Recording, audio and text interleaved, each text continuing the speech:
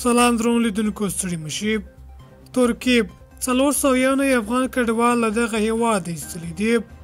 د ترکیې هیواد په تیره یوه اونۍ کې 1802 هغه کډوال له خپل هیواد ایستل چې په دغه هیواد کې په غیر قانوني ډول اوسېدل.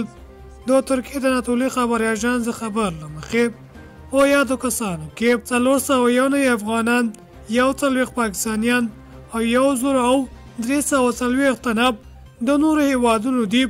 یاد خبر اژانس دغه هیواد د کډوالو چارو وزارت په حواله لیکلي چې د ترکیې حکومت په تیره یوه اونۍ کې 2492 ناقانونه کډوال نیولي چې له زرو ډېر پکې افغانان دي.